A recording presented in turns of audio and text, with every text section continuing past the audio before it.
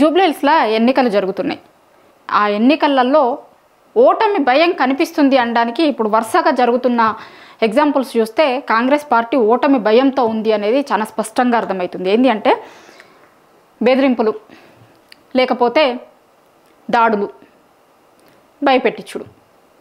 కాంగ్రెస్ ఇప్పుడు ఏం చేస్తుంది అంటే ఈ మూడింటిని నమ్ముకుంది: దాడులు, భయపెట్టించుడు, లేకపోతే బెదిరింపులు. నిన్న మొన్న రాక చూసినాం మనం.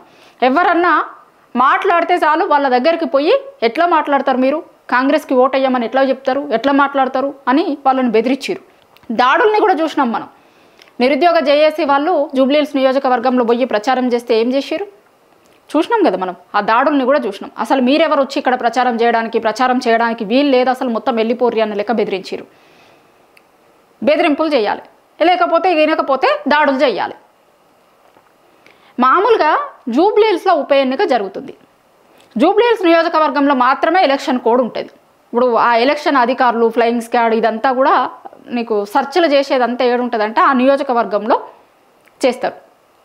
కానీ మొదటిసారి ఫస్ట్ టైం చూస్తున్నా అక్కడ కాకుండా వేరే నియోజకవర్గాలల్లో, అసలు జూబ్లీహిల్స్ నియోజకవర్గం కిందకే రాదు, వేరే నియోజకవర్గాల కిందికి వచ్చే వాళ్ళ ఇండ్లల్లో మీదకి కూడా పోయి సర్చ్లు చేస్తారు. పొద్దుగాల తక్కలపల్లి రవీందర్ రావు నిజానికి కూకట్పల్లి నియోజకవర్గం కిందికి వస్తుందట ఆయన ఉండేది. ఆయన ఇంటికి పోయి సర్చ్లు చేసిరు. ఏమన్నా దొరికిందా అంటే ఏం దొరకలేదు. కానీ మామూలుగా ఎన్నికలు జరిగేటప్పుడు ఎట్లుంటుంది అంటే ఆ నియోజకవర్గంలోనే చేస్తారు సర్చ్లు, ఆ నియోజకవర్గంలో ఉంటాయి. కానీ ఫస్ట్ టైం చూస్తున్నాం ఇట్లాంటిది. ఒక్కసారి నేను మీకు వీడియోలు చూపించిన తర్వాత మళ్ళీ మాట్లాడదాం. ఇది తక్కలపల్లి రవీందర్ రావు గారి ఇంటికి సంబంధించింది. ఇది జనార్దన్ రెడ్డి, మర్రి జనార్దన్ రెడ్డి ఇది. తర్వాత తక్కలపల్లిది చూపిస్తాను నేను మీకు.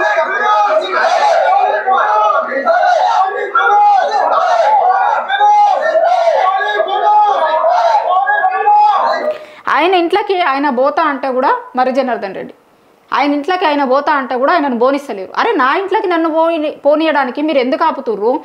మీరేమన్నా లోపల పెట్టుండొచ్చు కదా, ఇప్పుడు నన్ను పోనిస్తలేరు, నేను లోపలికి వస్తా సహకరిస్తా మీకు అన్నా కూడా ఆయనను పోనిస్తలేరు. అలా కార్యకర్తలు అదే చెప్తున్నారు. ఇప్పుడు వీళ్ళే లోపల పోయి ఏదన్నా పెట్టొస్తే కనుక దానికి బాధ్యులు ఎవరు? లోపల నుంచి దొరికినాయని పట్టుకొని వస్తే నా ముందు నేనున్నప్పుడు చెయ్యరి సర్చ్లు అంటుండు. కాదు, ఇది తక్కలపల్లి ఇంట్లో. ఇది జూబ్లీహిల్స్ కిందికి రానే రాదు, అసలు కూకట్పల్లి నియోజకవర్గం కిందికి వస్తుందట. ఆయన లేడు కూడా ఇంట్లో. ఇక మొత్తం పోయి ఎత్తుకుతున్నారు.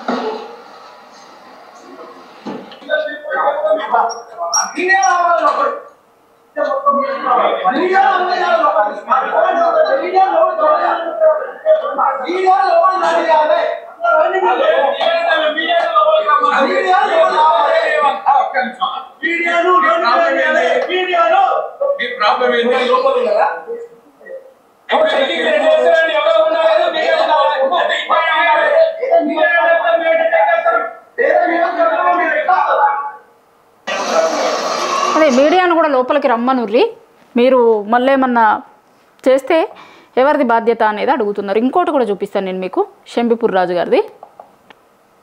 ఈయనే అఫీషియల్గా కంప్లైంట్ ఇచ్చిండు. ఆయన ఫోను హ్యాక్ అయింది అని, ఆయన ఫోన్ నుంచి ఫోన్లు పోయినట్టుగా మాట్లాడుతున్నారు అని ఆయన అఫీషియల్గా 5వ తారీఖు రోజు పోలీస్ కమిషనర్కి కంప్లైంట్ ఇచ్చిండు. Complaint regarding hacking of my Apple iPhone by unknown persons, request for immediate investigation and action. ఎందుకు అంటే ఇట్లా ఫోన్లు పోతున్నాయట, ఈయన ఫోన్ చేసినట్టు పోయి వస్తుంది అని హ్యాక్ అయింది ఫోన్ చూపిస్తుంది. అఫీషియల్గా కంప్లైంట్ చేసిండు. ఫస్ట్ చెప్పినా కదా నేను మీకు, బెదిరింపులు, దాడులు, ఇంకో వీటిని అంటారు. ఆయన కొంతమంది ఫోన్లు హ్యాక్ చేయాలి, లేకపోతే ఇండ్లల్లో పోయి అసలు ఆ నియోజకవర్గం కానే కాదు కానప్పుడు పొయ్యి అసలు సెర్చ్లే చెయ్యరు. మామూలుగా ఎప్పుడైనా ఎన్నికలు ఇవాళ ఏం కొత్తగా రాలేదు, ఇవాళ ఏం ఫస్ట్ టైం జరుగుతున్నాయి కాదు. హిస్టరీ మొత్తంలో ఎప్పుడైనా సరే ఎన్నికలు జరుగుతున్న నియోజకవర్గాలలో వస్తున్న వెహికల్స్ని ఆపుతారు, ఇండ్లల్లో చెకింగ్ చేస్తారు, ఇట్లా రకరకాలే ఉంటాయి. ఎన్నికల అధికారులు వాళ్ళ పని వాళ్ళు చేస్తారు, దాంట్లో ఇబ్బంది ఏముండదు. అట్లా జరుగుతూ ఉంటుంది ఎప్పుడైనా ప్రాసెస్. కానీ అసలు ఆ నియోజకవర్గంలోకి రాని పక్కన నియోజకవర్గంలలో పోయి సెర్చ్లు చేసుడు, మళ్ళీ ఏమన్నా దొరికినాయా అంటే ఏమీ లేదు. కాకపోతే ఏంది అసలు ఏంది కొత్త సాంప్రదాయాలు ఏంది అనేది వాళ్ళ ప్రతిపక్ష పార్టీ నాయకులు అడుగుతున్నారు. ఇట్లా గతంలో ఎప్పుడు లేకపోయి ఉండే, ఎందుకు ఇట్లా దాడులకి బెదిరింపులకి, అంటే బెదిరింపు ధోరణి ఇదంతా. ఇప్పుడు వాళ్ళ ఇళ్ళకి వాళ్ళని కూడా పోనీయకపోవడం, చేయకపోవడం ఏందన్నట్టు ఇది, అంటే బెదిరించే రాజకీయం కాకపోతే దీన్ని ఏమంటారు అనేది ఇవాళ బీఆర్ఎస్ పార్టీ నాయకులు ప్రశ్నిస్తున్నారు.